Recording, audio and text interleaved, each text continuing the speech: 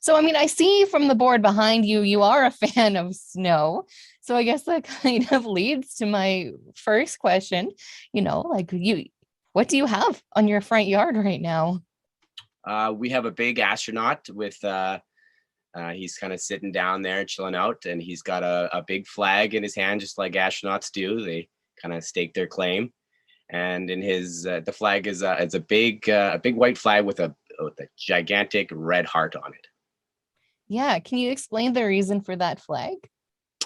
Well, I mean, I love making carvings, obviously, and this year I just wanted to put that good message out there, right? That I think we all need right now. So it was an opportunity for me to express myself and express the message that I personally wanted to get out there. And as an artist, I think that's kind of what we all want to do. And even, yeah, anybody just wants to get their message out there. And that was my message is love. Yeah.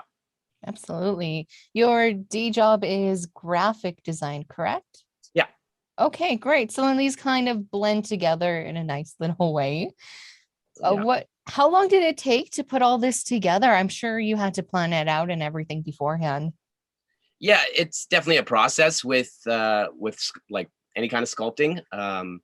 Snow especially, because you kind of have to build it up, and really my whole learning process with snow has been mostly about the block itself and just getting the right consistency and learning how to do that, because um, I know there's videos online about anything, but it took a while for me to actually figure it out, and once I was able to get the block down, it was kind of off to the races from there. Okay, so then So how many other snow sculptures have you made before? Like, is this your first one? Like, it's really well done, so it's hard for me to imagine it being your first. it's not my first. I think I've done probably six. Um, the last I made two last year, and they were like kind of breakthrough sculptures for me in like the way they came out.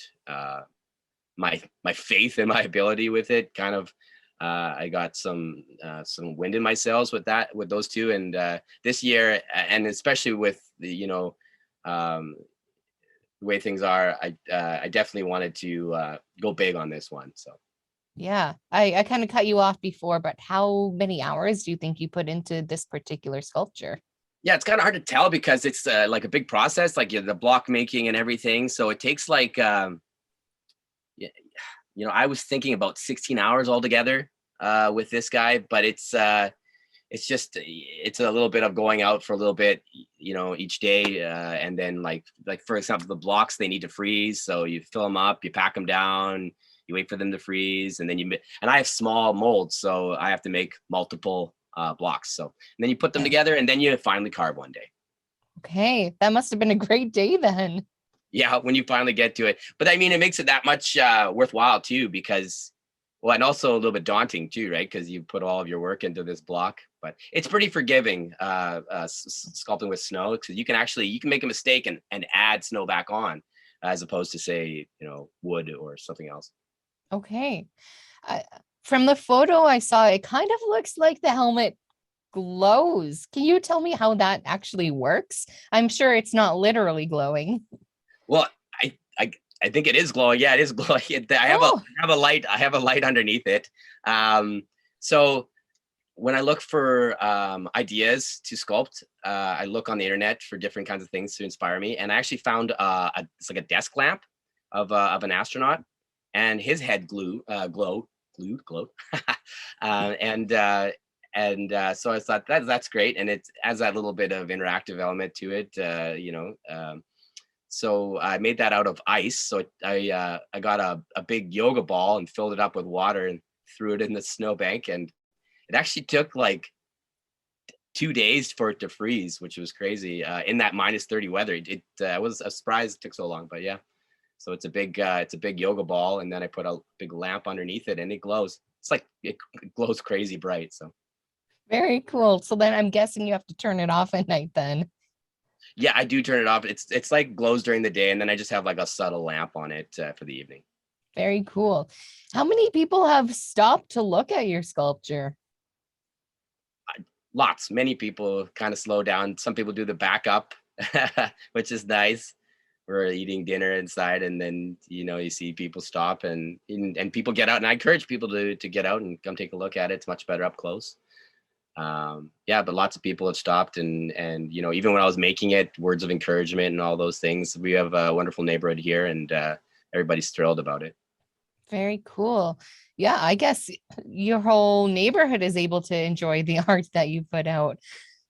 I know you just put this one up, but do you have any plans of making another sculpture anytime soon? It's a great year for sculpting, right? Because we have enough snow. Definitely, I am thinking about of making another one. It is a lot of work, so we'll see if I have the time to actually do another one. But it would be my hope that I was able to make another one this year. Absolutely. Well, is there anything else you want to share about your sculpture, or maybe to people who are thinking about doing it themselves? Absolutely. If you are thinking about doing it yourself, it is quite. It seems daunting. I'll give you that, but it's actually quite forgiving. And I would encourage people to try it if they're thinking about it, because it's fun, gets you outside, and right now people need to get out of your pajamas and get out there for your sanity. So that's one way to do that. So definitely go get out there. And it's not as hard as you think. But the block making is a workout. So if you're looking for that too, there's that.